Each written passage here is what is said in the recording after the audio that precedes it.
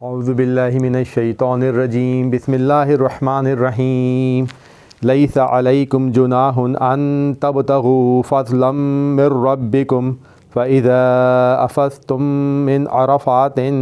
فاذكروا الله عند المشعر الحرام واذكروه كما هداكم وإن كنتم من قبله لمن الضالين۔ نہیں ہے تم پر کوئی گناہ کہ یہ کہ تم تلاش کرو فضل اپنے رب کا، پس جب تم لوٹو میدان عرفات سے پس ذکر کرو اللہ کا نزدیک مشعر الحرام کے، یہ مزدلفہ میں ایک پہاڑی ہے مشعر الحرام اسے کہتے ہیں۔ اس کے بعد ذکر کرو اللہ تعالیٰ کا اور ذکر کرو اس کا جس طرح اس نے تم کو ہدایت دی، اور یہ کہ تم تھے اس سے پہلے البتہ گمراہوں میں سے۔ اللہ تعالیٰ فرما رہے ہیں حج کی ہدایت چل رہی ہیں، اور جو حج کا موضوع ہے وہ شروع ہے رکوع نمبر 23 سے۔ یسألونک عن الأہلہ، جب صحابہ کرام رضی اللہ تعالیٰ عنہم نے سوال کیا رسول اللہ صلی اللہ علیہ وسلم سے چاندوں کے بارے میں، ہلال کہتے ہیں نئے چاند کو، سوال یہ تھا کہ ہمیں بتائیں وہ مقدس کون سے مہینے ہیں کہ جس میں ہم حج پہ جائیں گے، تو رسول اللہ صلی اللہ علیہ وسلم نے بتایا ان کو۔ پھر یہ بات سامنے آئی کہ جب ہم لوگ حج پہ یا عمرے پہ جائیں گے تو مشرکین کا اس زمانے میں قبضہ تھا مکے میں، تو اگر ہم وہاں پہ گئے تو نوبت آ سکتی تھی ان سے جنگ کرنے کی یا جہاد کرنے کی، تو اس کے فوراً بعد 5 آیات اللہ تعالیٰ نے نازل فرما دیں جس میں اللہ تعالیٰ نے قتال فی سبیل اللہ کا حکم دیا ہوا تھا اور بتایا تھا کہ آپ کس طرح سے اللہ تعالیٰ کے راستے میں جنگ کر سکتے ہیں، اور اس کا جو مرکزی بات تھی وہ یہی تھی کہ اللہ تعالیٰ کے لیے جب آپ قتال کریں گے تو اللہ تعالیٰ کی حدوں کو نہیں توڑ سکتے، جس طرح اللہ تعالیٰ نے آپ کو حکم دیا آپ اسی طرح سے جہاد کریں گے۔ اس کے بعد ظاہری بات تھی کہ جب انسان جہاد کرتا ہے جنگ کرتا ہے اس کو مال و اسباب چاہیے ہوتے ہیں، پھر اللہ تعالیٰ کی آیت آ گئی تھی انفاق فی سبیل اللہ کے بارے میں رکوع نمبر 24 میں جو ہم نے پڑھا تھا، اور اس کے فوراً بعد پھر اللہ تعالیٰ نے دوبارہ سے حج کو اپنا مضمون بنایا اور اللہ تعالیٰ نے ہدایت فرمائی کہ حج کے اندر اگر آپ نے نیت کر لی ہے یا عمرے میں اگر آپ نے نیت کر لی ہے تو اگر آپ یہ عمرہ اور نیت کرنے کے باوجود نہیں کر سکے تو آپ کو کیا کرنا ہوگا، اور آپ اگر حج کے سفر پہ جا رہے ہیں اور آپ نے سوچا کہ میں ساتھ میں عمرہ بھی کر لوں جو کہ بعد بنتی حج تمتع یا حج قران کی، تو اس صورت میں آپ لوگوں نے کیا کرنا ہے، آپ کو قربانی دینی ہے، اور اگر آپ نے دونوں میں سے کوئی چیز کام کیا اور آپ کے پاس قربانی کے پیسے نہیں ہیں تو آپ نے کیا کرنا ہے، آفاقی لوگوں کے بارے میں بھی حکم آیا اور مقامی لوگوں کے بارے میں بھی حکم آیا۔ اس کے بعد اللہ تعالیٰ نے یہ بتایا ہم لوگوں کو کہ حج جو ہے وہ معلوم مہینوں کا ہے، یعنی کہ حج کے مہینے اللہ تعالیٰ نے فکس کر کے رکھے ہیں، حج صرف اور صرف انہی مہینوں کے اندر ہو سکتا ہے، یہ بات ہم نے گزشتہ سیشن میں ابھی ڈسکس کی تھی۔ اس کے بعد پھر اللہ تعالیٰ نے فرمایا، اور جو کہ آج کل تقریباً جو لوگ حج کے بارے میں جاننا چاہتے ہیں اور جو حج کر چکے ہیں اور جو حج کرنا چاہتے ہیں ان لوگوں کا سوال یہ ہوتا ہے کہ لوگ حج کرنے جاتے ہیں عمرہ کرنے جاتے ہیں لیکن اس کے بعد وہ بالکل ویسے ہی ہوتے ہیں یا اس سے مزید خراب ہو کے واپس آ جاتے ہیں۔ تو اس کی جو روح تھی وہ اللہ تعالیٰ نے گزشتہ آیت مبارکہ میں بتا دی کہ حج کرنے کی کنڈیشنز کیا ہیں۔ کنڈیشنز اللہ تعالیٰ نے یہ بتائیں کہ اگر تم حج کے سفر پہ جاؤ تو جو تمہاری زاد راہ ہے، یعنی کہ جو راستے کا سفر ہے اس کا بندوبست کر لو، اور سب سے بہتر زاد راہ ہے تقویٰ۔ اس کا مطلب یہ تھا کہ اگر آپ حج پہ جا رہے ہیں، اس بات کو ہم لوگ آج کل کے زمانے میں لے کے نہیں جاتے، صرف ہم بات یہ کرتے ہیں کہ 1400 سال 1450 سال سے اللہ تعالیٰ کا شکر ہے کہ حج چلا جا رہا ہے۔ آج سے صرف 100 سال پہلے اگر کوئی شخص ترکی سے یا پاکستان سے حج پہ جاتا تھا تو اسے تقریباً 3.5 مہینے لگتے تھے۔ تو آپ راستے میں جا رہے ہیں، پاکستان سے جائیں گے، پہلے ایران آئے گا، پھر عراق آئے گا، عراق کے بعد پھر کویت کا ایریا آئے گا، اس کے بعد آپ سعودی عرب میں جائیں گے۔ ترکی سے بھی تقریباً یہی حساب کتاب بنا تھا، وہاں سے ایران آئے، ایران سے عراق گئے، اور پھر اس کے بعد عرب کی سرزمین ان کو مل جاتی تھی ادھر۔ تو 3 مہینے کا سفر ایک طرف کا، اس میں آپ جا رہے ہیں قافلوں کی صورت کے اندر، مشکلات ہیں، لوگ بیمار ہو رہے ہیں، کوئی زیادہ کھانا کھا رہا ہے، کوئی کم کھانا کھا رہا ہے، تو اللہ تعالیٰ کہتے ہیں کہ سب سے بہتر زاد راہ ہے تقویٰ، کہ تم اللہ تعالیٰ سے ڈرو، اللہ تعالیٰ کی محبت کی وجہ سے، اور محبت تمہیں سے کرنی چاہیے اللہ تعالیٰ کی بڑائی کو سمجھ کے، اس سفر کو ساتھ رکھو۔ دوسری جو اللہ تعالیٰ نے بات بتائی وہ یہ تھی کہ فلا رفث، جب آپ حج کر رہے ہیں، جب آپ نے احرام پہن لیا ہے، تم کسی قسم کی رغبت نہیں کر سکتے اپنی بیویوں کے ساتھ۔ رغبت ظاہری بات ہے آپ صرف اپنی بیویوں کے ساتھ ہی کر سکتے ہیں، کسی اور کے ساتھ تو ویسے بھی حرام ہے۔ تو نہ جسمانی طور پہ، نہ زبانی طور پہ، نہ نگاہوں کی صورت کے اندر قطعاً حرام ہے۔ دوسری وجہ کیا تھی ولا فسوقا، اور نہیں آپ کوئی اللہ تعالیٰ کی نافرمانی کر سکتے ہیں، کوئی گناہ کا کام نہیں کر سکتے جس کا اللہ تعالیٰ نے منع کیا ہوا ہے، عام حالات میں بھی اور حج کے زمانے کے اندر بھی۔ تیسری بات کیا تھی؟ ولا جدالہ، اور نہیں تم کسی قسم کا جھگڑا کر سکتے ہو۔ اب اس کے پیچھے روح کیا چل رہی ہے؟ حج کا ہم لوگوں کو پتہ ہے کہ سنت ابراہیمی ہے۔ اللہ تعالیٰ کو حضرت ابراہیم علیہ السلام کی بہت سی باتیں پسند تھیں۔ ان بہت سی باتوں میں ایک جو کام حضرت ابراہیم علیہ السلام نے کیا اللہ تعالیٰ کے لیے، وہ یہ تھا کہ جب ان کو خواب آیا کہ اب اپنی سب سے بہترین چیز قربان کر دیں، تو انہوں نے حضرت اسماعیل علیہ السلام کو بطور قربانی اللہ تعالیٰ کے لیے پیش کیا، اور یہ بات اللہ تعالیٰ کو اتنی پسند آئی کہ انہوں نے شریعت موسفی علیہ السلام اور شریعت محمدی صلی اللہ علیہ وسلم کے اندر اس چیز کو ایک عبادت بنا دی اور ایک اہم ترین رکن بنا دیا۔ اب حج میں ہمارا کام یہ ہوتا ہے، ہماری سوچ یہ ہوتی ہے کہ ہم سنت ابراہیمی کو زندہ کریں۔ تو اس بات کا مطلب یہ ہے کہ جب ہم لوگ حاجی لوگ حج پہ جاتے ہیں تو وہ اپنے آپ کو یہ سمجھیں کہ آپ بطور نذرانہ جا رہے ہیں اور آپ نے اپنی مرضی کو اللہ تعالیٰ کے آگے قربان کر دینا ہے۔ اگر آپ اس سوچ سے جائیں گے تو نہ آپ کو جنسی خیالات کسی قسم کے ہوں گے، نہ آپ کسی سے جھگڑا کریں گے اپنی ذات کی وجہ سے، اور نہ ہی آپ کے اللہ تعالیٰ کی نافرمانی کریں گے۔ تو اس کی روح یہ چلتی آ رہی ہے۔ بنی اسرائیل میں لوگ کیا کرتے تھے پہلے کہ جب وہ لوگ کسی چیز کا نذرانہ مانگ لیتے تھے تو وہ لوگ اپنے بال نہیں کاٹتے تھے جب تک کہ وہ چیز کو قربان نہ کر دیں اور وہ اللہ تعالیٰ کے نزدیک پیش نہ ہو جائے۔ اسی وجہ سے ہم لوگ جب احرام پہن لیتے ہیں حج کے اندر،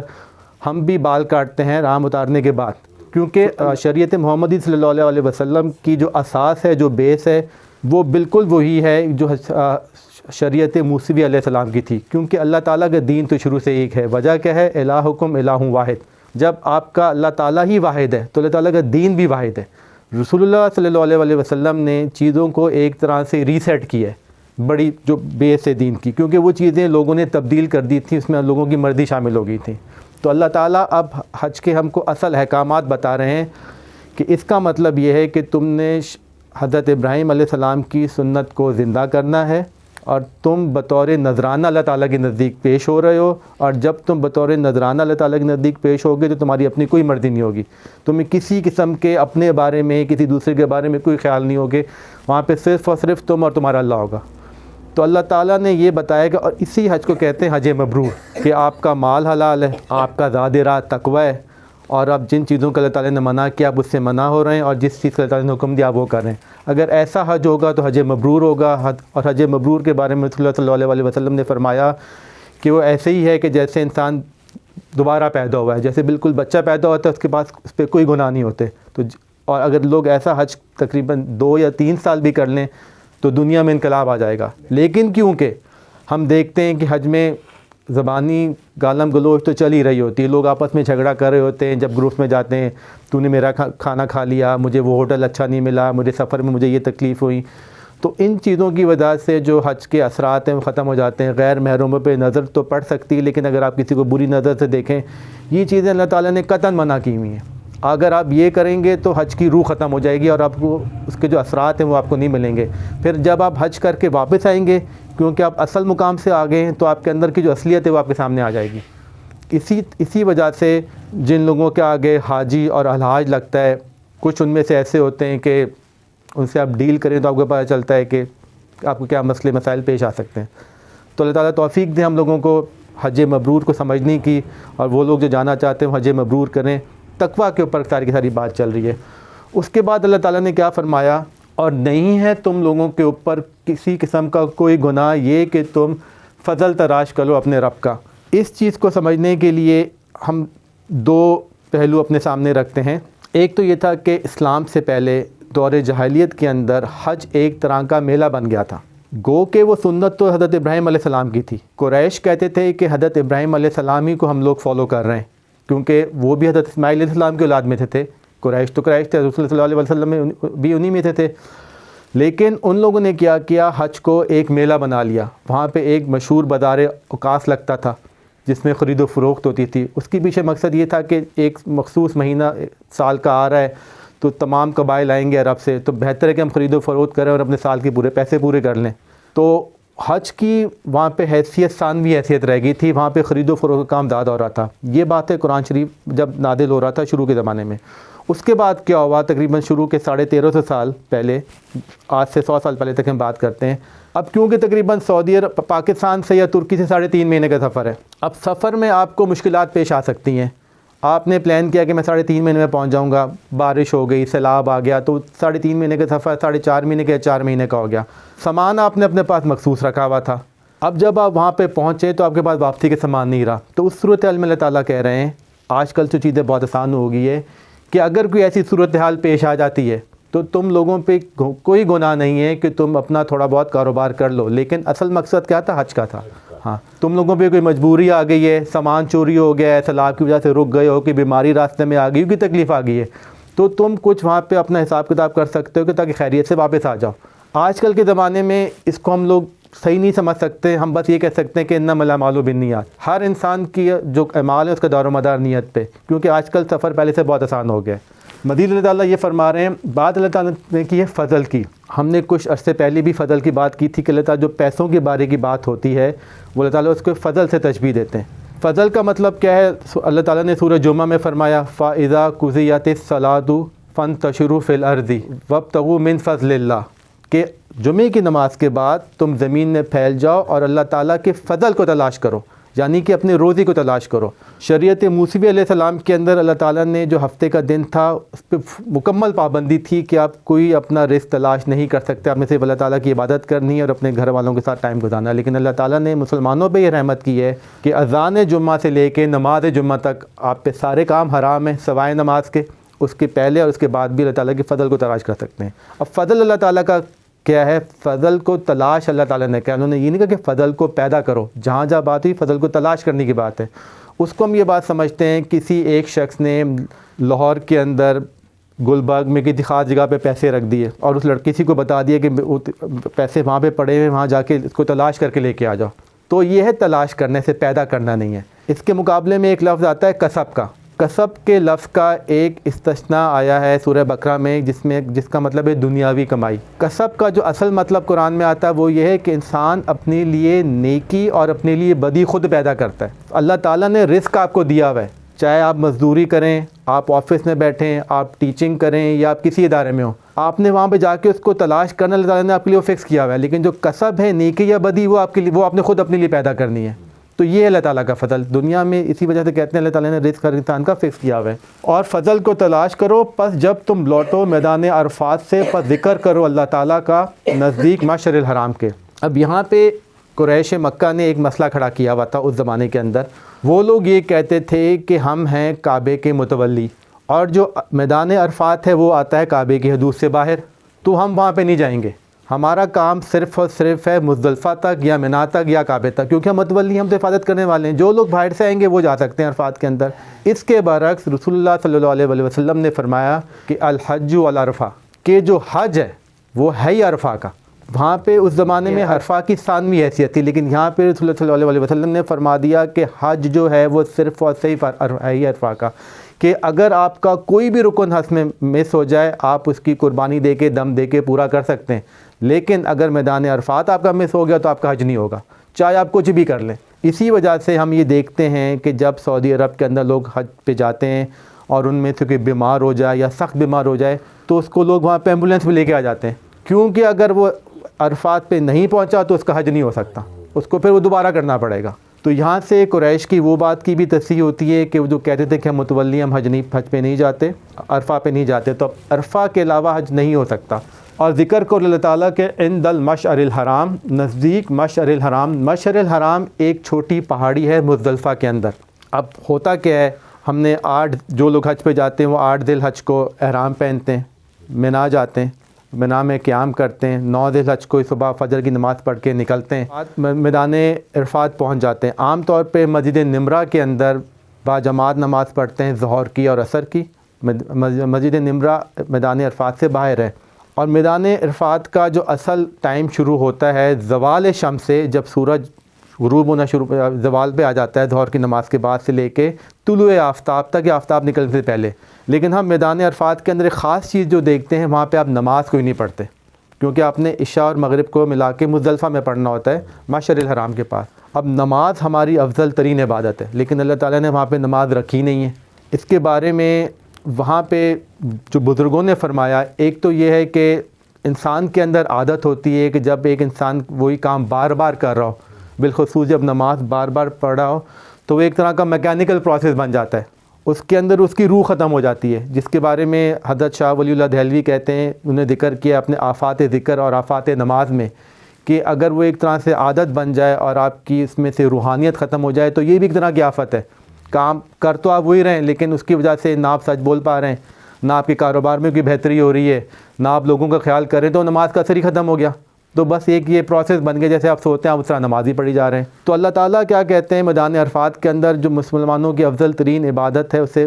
کوئی حکم نہیں ہے، آپ نے عام طور پہ پڑھتے ہیں، آپ نہیں پڑھ سکتے ادھر، آپ صرف وہاں پہ اللہ تعالیٰ کے ساتھ ہم کلامی کر سکتے ہیں، جس کے بارے میں علامہ اقبال نے فرمایا کہ انائے کبیر جو ہے، آپ کی جو ایک ایگو ہے انسان کی، وہ انائے صغیر جو ہے وہ انائے کبیر سے ہم کلام ہوتی ہے، یعنی کہ آپ کی ایک فائنائٹ ایگو ایک انفائنائٹ ایگو کے ساتھ ہم کلام ہو جاتی ہے، کہ وہاں پہ آپ کا کام ہے اللہ تعالیٰ سے دعا مانگنا، اور دعا کا مطلب اللہ تعالیٰ سے ہم کلامی کریں کہ اللہ تعالیٰ مجھ سے یہ غلطیاں ہو گئی ہیں، مجھے آپ ہدایت دیں، میں یہ کیا کام کروں، میں دنیا کو اپنے لیے آخرت کو اپنے لیے کیسے اچھا کر سکتا ہوں۔ ہم کلامی کی بات ہے، جتنا آپ کا تقویٰ ہے، جتنے آپ نے حج کے ارکان کا خیال کیا، اتنی آپ اللہ تعالیٰ سے اچھی گفتگو کر سکتے ہیں۔